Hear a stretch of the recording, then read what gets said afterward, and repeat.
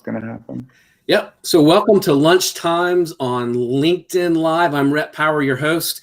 I will be doing a program every Tuesday, Wednesday, and Thursday at 12 noon Eastern Standard Time on LinkedIn's new platform, live platform. I'll be talking to today's thought leaders, CEOs, best-selling authors, corporate leaders about their secrets to success. And I want to talk to these people because I want to see how they can help us all get better. The fun part is this is an interactive show. We can take questions if you ask them. So if you have a question for Greg today or for me, please ask it. We'll try to get to it. And if we don't get to it on the show, we'll certainly get to it afterwards. I know Greg is happy to do that. We're simulcasting on Twitter, Facebook, and YouTube with the help of Social Lives platform. Now, if you like the program, give us a like or share, spread the word about it.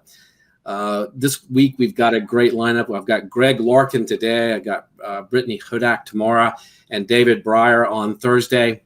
So this is an all-star lineup this week. We're going to learn from the best. So let's get to that. Greg, it is a pleasure to have you on the show. You are founder of Bowery 315 in New York, head of product innovation at Spring Lab, senior advisor to Dream, See, Do. And I love the book, man. This might get me fired. I love one of your quotes. If something is worth doing, it's worth getting fired for. Greg Larkin, thank you for joining us today. Thank you, Rhett. It's my pleasure. So we're going to talk about the book, but I want to talk about your story a little bit. I want to sort of set the stage before we get to the book. You got started prior to the financial crisis. You predicted that. Yeah. And when you told me that a couple of weeks ago when we were down in Miami and when we met, I was sort of kind of astonished by that. Tell me, what's the story behind that? And how did you sort of get into product launching and product development and sort of your wisdom that you're going to share with us today? I want to get the backstory. The real backstory? The real backstory. The backstory is this investment research startup called Innovest hired me in 2005 to build out their platform for analyzing the then booming U.S. housing market. Mm-hmm. And I had no experience in finance. I had no experience on Wall Street. I had done a little bit of work as a community developer, and I had some IT folks working with me who wouldn't qualify as big data now, but back then it did. Sure. And we basically analyzed a ton of data that was as granular as every zip code in the United States. And we looked, eventually when we kind of put all the numbers together, we saw a few alarming signals. This is very beginning of 2006. Mm-hmm. That, in a 7-year period of time, the average American household, their real wages had declined by 2%. And their debt had increased by 78%. And then we were able to identify which were the biggest lenders or the banks with the biggest exposure to that debt. And we put it out there, and you predicted Lehman. You nailed it, didn't you? Yeah, no, we were able to say like the shoes that are going to drop are Countrywide Financial, Lehman Brothers, Bear Stearns, and Merrill Lynch is in trouble. And it was the first public prediction of what became the 2008 financial crisis. That's like the superhero version of the story. The actual, and then like in hindsight, it's amazing. And we had that startup, as our predictions started to come true, we were doubling sales and growing, at an amazing clip while the world around us was sort of melting down. And then we were acquired for $20 million in the epicenter of the financial crisis. We had an exit. That's like the hero version of the story. The real version of the story, is that the minute we put that report out, I got a phone call from the chief counsel of one of those banks. And they said, look, we're going to sue you. He was happy with you, right? Yeah, we're going to sue you by name. We're also a client of yours, and I think we represent about 30% of your annual revenue. We just canceled our contract. And I'm like, okay, that's pretty scary. And then, 10 minutes later, there was another bank saying the same thing, and another 10 minutes later. So within 2 hours of putting that first product that I ever built out, I thought I was going to actually destroy the startup that had hired me to initiate coverage on the banking sector. And I called my CEO, Matthew Kiernan, and I said, hey, I'm really sorry I did this to you. If you need to fire me, and if you need to do it really publicly in order to send a lesson or send a message to every one of these banks that's trying to kill you and kill me, I completely endorse that choice. On the sword, right? Yeah, I'm really sorry I put you in this position, and I feel like I should go back to another job. And he said, well, were you wrong? I said, that's kind of the first time anyone's asked me that, but I don't think so. I mean, nothing in the data, no one's been able to discredit the data or discredit any of the calculations. I think people are just uncomfortable with the conclusions. He said, good, say it louder. And if they follow through on that thread, we'll have a full page ad. This is when full page ads mattered. We'll have a full page ad on the FT and the Financial Times and on the Wall Street Journal, publishing your report and publishing their rebuttal. So I think that act of just loyalty and courage was probably the most instrumental early foundation of my first product and how I came to it. Afterwards, I've launched 33 products across the Fortune 500 and in startups, and the average return on investment of those products is 22x. Most of the products I've launched have failed, but the average return they do, right? The difference, in my view, between the ones that worked and the ones that didn't is because someone took that position, where they said, I know you're trying to kill this. I know you don't want it to work, but you're gonna have to kill me first.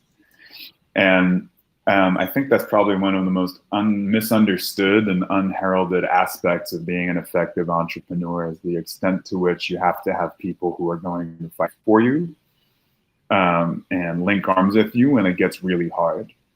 Yeah. The way it's generally portrayed is you only see the ribbon cutting ceremony and you only see the jump in the stock price, but the adversity and who's going to go through it with you, that's really what determines who's going to come out the other side and be on the front page of Inc. or Fast Company. What is, you speak a lot around the world, and you talk about exponential in entrepreneurship. What is that? I mean, I've heard a bunch of different explanations of it. What's your view? Why do we as entrepreneurs need to think and become an exponential entrepreneur? Do we? I'll tell you what it means to me, and it might be a little bit of a different answer than you might conventionally hear. First of all, I think there's exponential entrepreneurship and there's exponential intrapreneurship. Okay. When you're serving as the only entrepreneur inside of a huge company that isn't necessarily entrepreneurial. Okay. And I think that's very important. And I think when I think of the exponential intrapreneur, you're getting that huge company to grade itself against every startup that is stealing market share from it. Every startup that doesn't have the same constraints and the same bureaucracy, who with a fraction of the budget and a fraction of the resources is offering something that is exponentially better to your market and stealing talent, stealing customers, stealing market share, and doing it on a shoestring. I've been on both sides of that equation. That, in my view, is mission critical. Being that startup is mission critical, and making sure that when you're doing something innovative inside of a huge organization, you're not grading yourself on a curve that only includes companies that are the same size and age as you are. You have to grade yourself on the curve with those other startups that are also competing against you. Very few large companies that on paper take innovation seriously are willing to go head to head against that talent. And you have, as a result, you have a lot of really large organizations that embrace AI and embrace design thinking and are agile and use the blockchain and all of these fancy tools, and they turn them into very shiny toys because they're using them in a way where we want to do more with the blockchain than another company the same size as us, as opposed to the startup that is using the blockchain to offer something better, cheaper, and smarter to your customers. That, in my view, is the difference between the exponential entrepreneurs, that they're forcing their organization to recalibrate their competitive landscape. Mm-hmm. And they're making a deliberate choice that we're going to grow exponentially, meaning literally the number, the way in which our sales grow, the way in which our costs decline is going to be on a curve that is not linear, but rather exponential. Right. That's as much cultural as it is technological, in my view. But that's what that means to me. That's where I've experienced all the magic in my career. So that's interesting. What you talk about in the book. Now I've launched different types of products than you. Yours are way up here, and mine are mine are down here. Mine are in Toys R Us. Yours are in yours predict the financial crisis. But, so way different thinking. But what you talk about in the book, you provide a roadmap for launching products in 8 weeks. What you talk about? How? And there's no way. Like you launch a product in 8 weeks. Like why not? I gotta hear this. I've got to understand this. I mean, the first product I ever launched, which predicted the housing crisis, was built in 4 weeks. Ugh. Like, is there a process? I mean, what's the process for that? Because definitely a process for it. And launching it in 8 weeks is not the same thing as having it be fully built in 8 weeks. But it's absolutely possible that within 8 weeks you build something that people can use to solve a problem that they cannot solve today. Okay. Why does it have to be? I mean, you make the point, if it's not done in 8 weeks, it's probably not going to get done. Yeah, I'll tell you why. Inside of a huge company, especially, which is kind of my domain, but in a startup, your investors, same thing, right? Mm-hmm. If you are in a position where you have to pitch an idea rather than an outcome, you're going to fail. If you're constantly massaging some PowerPoint deck, if you're constantly trying to convince people that you have a vision of the future that they should be excited about, nothing good is ever going to happen. Everyone will have a very easy excuse to say that's a bad idea. It's natural, right? That's a first response. Of course, that's their first response. I don't blame them. It's the reason I'm a really shitty investor. Mm-hmm. Because I only can invest in traction when people have this vision of how they're going to change the world, and my eyes glaze over. I don't understand it. Like, show me the first manifestation of this making the change you think it can make. Mm-hmm. Then I'll be excited. Right. In other words, prove it. Prove it.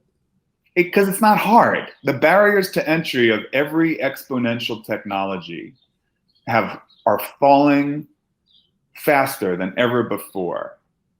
And we see that in industries which have been untouched by the disruption economy, in law, in investment banking.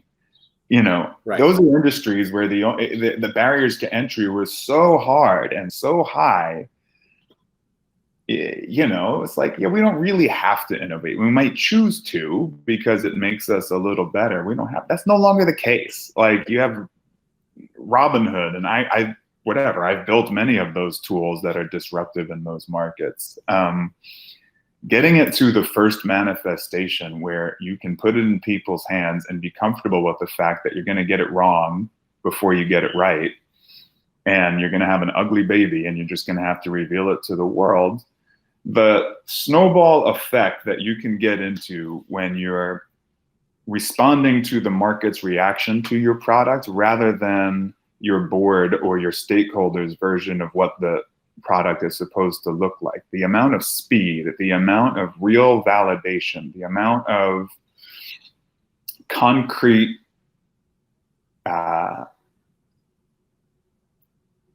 inputs that are actually going to make a dent in user acquisition because it's the actual user telling you what they need that you're not giving them. And I'll say something else, the amount of bullshit technology that you cannot use. Very often, no one needs the blockchain. When you start taking it to market right out of the gate, you like that huge thing that we thought was absolutely going to need AI. No one cares. No one notices it. No one cares. And nobody understands it. And no one understands. It helps when you're getting to scale. I don't know. There was I used to be the head of innovation at Bloomberg, and one of the products I built when I was there, it kind of created the short list of legislation in Congress that we thought was going to move the markets. And there was some data analysis that went into it. There was definitely, we did some data work in order to make it work, but it was very much people who understood Congress, right? Understood the lobbying game and understood, the political intelligence game. But we artificially inserted this little like beach ball wheel in the product that was like, AI working, please be patient. And everyone, suddenly our user acquisition numbers went up because somehow it was this AI tool which predicts which legislation is going to move the market. That was a complete design fabrication. It had nothing to do with AI. Right. But it got people interested, right? It hooked. It was that little hook that got them, right? Kept them there. Yeah, look, I've used, and I don't want to, I've used artificial intelligence, and at a certain level of a product, it becomes mission critical. And on some level, if you're not automating with cognition today, you're absolutely incapable of scaling. And I believe that fundamentally. That wasn't the case 10 years ago, but it's just too much data now, right? It's just too much data. I mean, it's too much information. It's too much data. There's also, for us to process, right? For us to absorb. Yeah, I think that is true. I think what's happening with autonomous vehicles, for example, if you don't have extremely zero latency AI evaluating the surroundings of any kind of autonomous IoT, anything, you're confronting you'll never have a license to put those cars on the road, right? And that's going to just be a barrier to $1 trillion upside. Trillion with a T, not billion. Yeah. Probably multiple trillions. Probably. It's a revolutionary, and I'm not the person that walks around saying game changer, transformational, revolutionary very often, but so I see the value in it. I think though, if you're incapable of getting to your 8-week prototype where people can experience it and you're starting to learn from the market's reaction to it, because you want all of that automation front loaded, that's 3 years before the world is able to see it. Someone will bypass you who gets the car right and then follows on with the thing where they have an understanding of product market fit and they're backing the AI into that.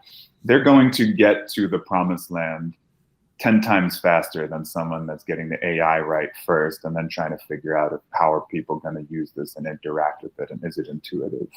So in other words, I get the product out, get it in the hands of the customers and worry about fixing and tweaking and making it better as you go along. I mean, that's my takeaway from in just sort of simplistic terms.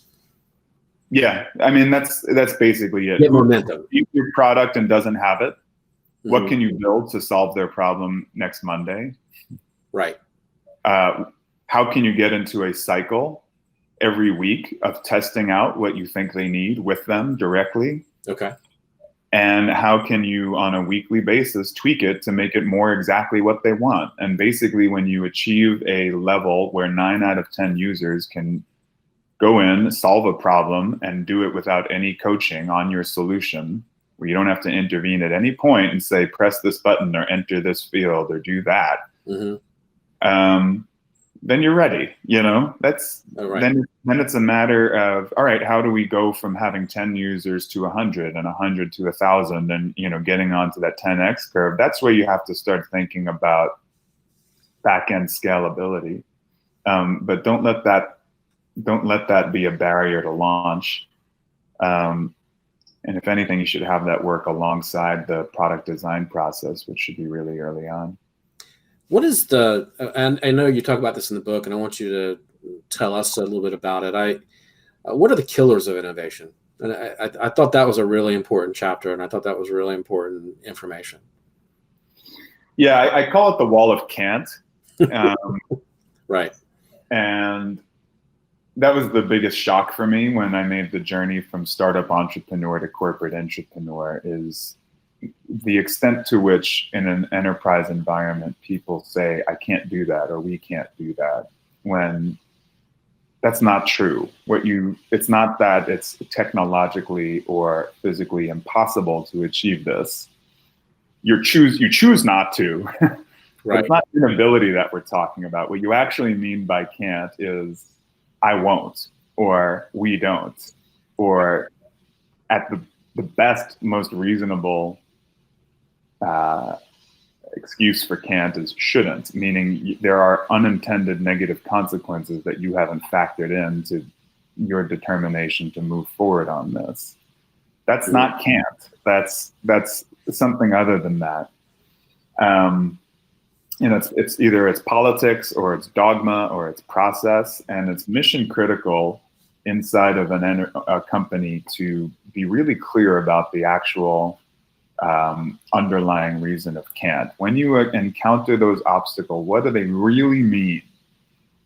And I would say that there's also a few other components to that, and you can flip that around to the actual entrepreneurs themselves. I think a lot of entrepreneurs make it harder than it needs to be.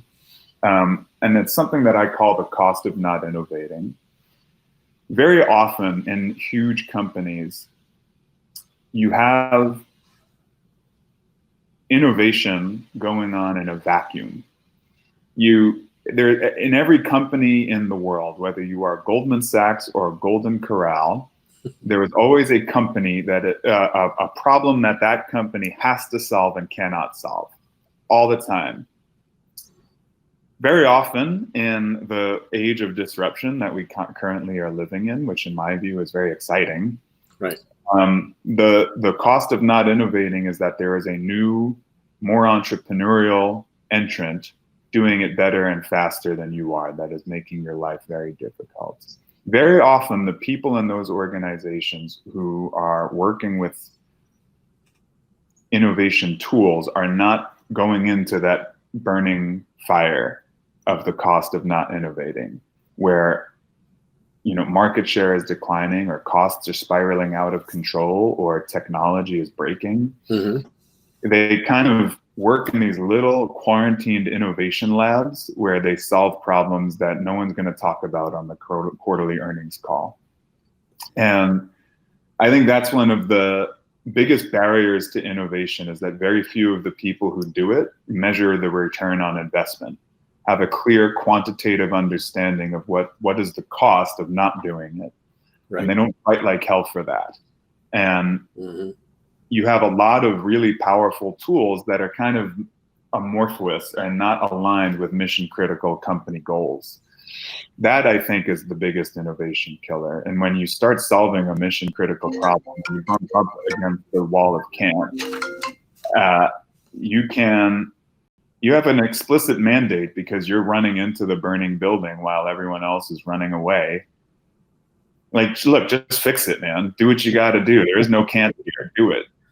Get it going. I think another big barrier, because innovation is such a hot buzzword, there's what started to emerge is, I think, a really poor distinction between entrepreneurial and actual entrepreneurs. And that is a huge source of frustration for me, because someone who has grown up in the pressure cooker of a startup where you are going to run out of money in 4 months if you don't move the mountain you're here to move, that your investors are backing you to move. Right. You learn there's some skills that you really learn to overcome. Like, you always have a plan B in the event that you can't get the technology or the talent that you need. Right. You always have the ability to keep making headway. You always have that ability. You're in overdrive. I mean, you're and you're doing it all. You're not waiting for another department to authorize a friggin' head count. Right. Ever. Right. And that, in my view, and that's why Recorp, my company, is so indispensable, because we're working with entrepreneurs that have had exits of greater than $12 million, and we're having them drop into huge companies and solve multi-billion-dollar problems for them. That is a very different talent than someone who's entrepreneurial coming out of a design agency or a digital agency, or coming out of one of the big 4 consulting firms. That's very different. Someone who's been the head of innovation at McKinsey or PwC is not the same thing as someone who has had a $60 million exit and started it from scratch. Right. The professional muscle memory of an entrepreneur is really critical in today's economy. And I think a big killer of innovation, to your question originally, is a lot of companies settle for entrepreneurial to solve the cost of not innovating. They shouldn't. They have to get entrepreneurs to solve that. And a lot of money and opportunity, I think, is left on the table when that happens. What is I mean, a lot of your experience has been in big corporate. I started with a small business and grew it to a multi-million-dollar company. Is the process different for taking a product to market in a smaller company as opposed to like a big Bloomberg or Nestle like you've worked with? I mean, what's the difference in the process, and is there a different thought process, really? 100% there is. I learned that. No, I would have thought it's the same challenge, because you're dealing with human nature and you're dealing with cost and all. No, when I was working as an entrepreneur, everyone that wanted to kill us was outside of our startup. Mm-hmm. And as an entrepreneur, everyone that wants to kill you is right down the hall. And okay. And they've been golfing with your CEO every Saturday since the Reagan administration. Nice. Okay. And the enemy within. Initially, when I first had to make the very difficult transition, I had a very antagonistic view toward that, and with time, I've come to empathize with their point of view, and be able to develop real techniques for converting skeptics into allies and supporters. But there's talk about that in a minute, because I think that's an important takeaway in the conversation. But go ahead. Well, very often the companies that need the innovation the most in order to survive and thrive are more afraid of change than extinction. And right. As an entrepreneur, you better get comfortable with that and figure out that, you're not simply solving a problem that the world has and can't solve today. You also have to change the culture of your organization. And that's more than a digital transformation. That is an entrepreneurial transformation in the enterprise. That's a very different skill set. And there's a very different set of, it's a very different team. I think that's the biggest difference. Okay. And there are two components to that team that are like missing links, and a lot of people don't know they need it until they have it.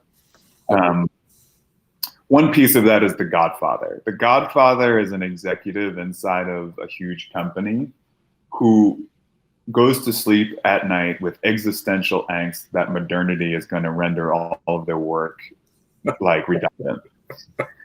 And they wake up terrified about like the fact that they are losing market share or will lose market share to the future, this big amorphous, scary blob called the future. And they are that one exec who is more afraid of extinction than change. And when they, when you find them and you're able to enlist them, they are they're just rocket fuel for innovation. And the other piece of that is what I call the entrepreneur underground. In every company, there is, I've never not seen it. There is this secret society of closeted punks who, you loosen their tie and you see the neck tattoo, but you don't know it's there. And they keep their head down and they keep their entrepreneurial superpowers a secret in order to blend in and stay out of trouble. Stay out of trouble. When they are finally own it, when they have a project where they can let their freak flag fly a little bit, and that the punk and the Godfather, when they kind of join forces together and meet one another and are able to start building together, that is always how it starts. That's the thing that happens before the 8-week sprint. That's the thing that happens before the AI. That happens before the jump in stock price. That's always this like secret origin story that no one ever talks about. That in my experience is the biggest difference. The culture of a huge company is a lot of people come to work, clock in, do their job, and leave. And finding someone who cares more about their impactfulness than becoming a senior vice president, or is willing to get fired to build something that they believe in. That's actually, in my view, that's the most important person in the company. Yeah. They don't know that they have that power. And they don't have someone with power saying, you're the most important person in this company. But it becomes this dormant asset, and once there's sort of the infrastructure around it to get it to not be dormant, to be active, that's always where the like entrepreneurial inflection point starts. That's the most thrilling rate of acceleration in the entrepreneurial world, in my view. It's bigger than a startup going from 0 to 1. It's a company going from -3 to 1. How does a startup hire somebody like that? That punk? That How does a startup do it? If I'm the startup guy, CEO or the founder, and I gotta have those people on my team, and I know I need those people on my team. How do is there? I don't know. I think the biggest thing that startups, the biggest mistake they make is they don't have a strong understanding of culturally who they are. Okay. And all the startups that I work with, and as time has gone on, I've started to focus a lot more on building out that team and creating that community, and that's become more of my focus rather than the. You did it. You're doing it now, right? Yeah, I'm doing it. Actually, I'm working right now with this huge wine exporter, and they've and also in ReCorp, we're pulling in entrepreneurs from all over the spectrum with exits from 12 million all the way up to 5 billion. Mm-hmm.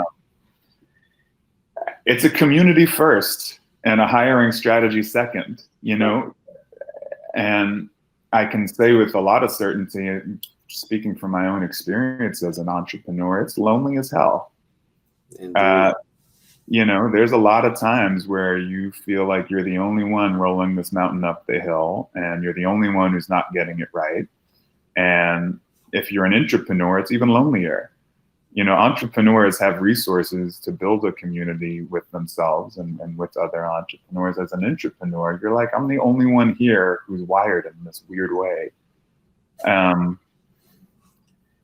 You know, and I think the power of organizing a session every month or 2 weeks where entrepreneurs and intrapreneurs can find one another and hang out and have a drink and have an honest conversation about what's hard and who can help them. You're going to get all the talent you need if you're willing to build that community and build that sort of support network. I think the mistake you make is saying we need someone who's a, you know, senior back-end engineer who's not an asshole. You know, like, really? You know, is that good enough? You'll get a lot of resumes, but that doesn't vet for cultural fit. You're not putting yourself forward as someone who's trying to be of service to the people who work for you. And I think that there's the tendency to neglect community among startup founders until they realize they really need one. And I think the sooner they can front load that into their career, the sooner they're going to have the hiring pipeline and the talent pipeline that they need as a byproduct of being of service to people, where there isn't necessarily an immediate, you know, financial transaction to be realized. I think I'd rather hire somebody that's hungry rather than that's got this vast experience, right? Somebody that's hungry and wants to, is willing to put in the work and put in the hours and the time and the energy in it. I think I've had better luck with that. You know, it's not interesting about that, Rhett. And maybe it's because I'm not in my 20s and I'm 41, and you know, but I find the older I get and the more my peer group is people who have been, it's not their first rodeo and they've gotten kicked in the teeth plenty of times. They're really hungry still. You know, I don't think the appetite goes away. I think there's a degree of self-awareness. And I also find that I call it the crushing it party when you hang out with a bunch of startup founders and it's like, hey, how you been, man? I haven't seen you in a while. And it's like, I'm crushing it. And that just gives me a rash all the time because it's not, I always feel like that's bullshit, right? It's not that it's bullshit. It's just, I find that it's so much more valuable to, I have place a lot more value on a survivor than I do a superhero. Mm-hmm. And I recognize that someone who's like, yeah, I'm getting my ass kicked and I'm hoping to pull through. I'll have that conversation anytime because I might be able to help, or I might be able to learn. And I think the older I get, the more that becomes the norm of the conversations I have with other entrepreneurs. Right. And the crushing it party where it's like, how are things going? I'm crushing it. I just raised a monster round and, you know, I'm invincible and these are all my fancy friends. And, you know, it's like, all right, you go have your own party. Come back in a couple of years. Yeah. You get your ass kicked and come talk to me later. That's right. Well, hey, thanks for the time today. I know you've got to fly off to Austria later this afternoon. I know you're getting ready to go, but thanks for the conversation again, and tell us where we can get the book. And if and you do speaking all over the world, you're great on stage. Tell us about how people can get in touch with you and find how you find out more about your work. Yeah. So I'm recorp.co is my company, and the book is called This Might Get Me Fired. My email, I give it out because I think, let me just back up a quick second. I know we're running out of time. Yeah, if you're hearing this and you feel like you need my help, like, tell me. I respond to emails. I want to be of service to the people that hear this. That's why I wrote the book in the first place. It wasn't for gratuitous self-promotion. So just email me at greg@bowery315.com. I'm also faculty with Singularity University. And a lot of my speaking lately has gone through them. So if you're near a singularity session somewhere in the world, give a holler to them. They a lot of my talks are happening on the road. But if you happen to be in Europe and you're listening to this right now and feel like taking a road trip to Graz, Austria, Graz, Austria. I'm going to be speaking at the 15 Seconds Festival tomorrow and the next day. I'm so excited about this. This has been an event that I've been looking forward to for a year. So that's my next talk, and yeah, that's where to find me. All right. Well, hey, we had a couple questions, but Rahinda Bindre, I'll take that question offline. This was about climate change and launching products for climate change. I think I'll certainly try to work with you on that to get to that question. Terrence Jackson, thanks for the comment. That was great. I've got a question from Charles Holsapple. My passion is being part of a problem. Just read this. I'm just trying to get through this real quick, see if there's a question in here that we can answer. He's looking for collaboration on a project.